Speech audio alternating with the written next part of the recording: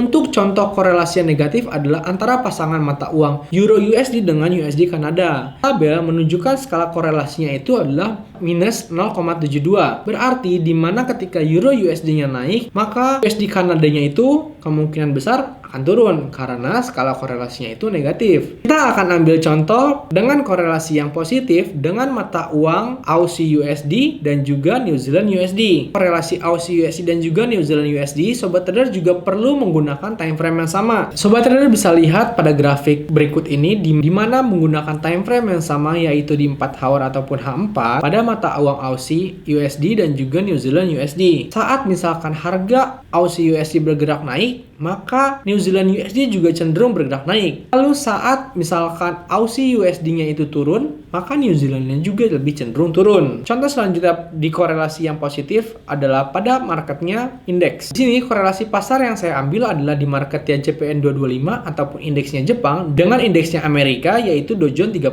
ataupun DJ30.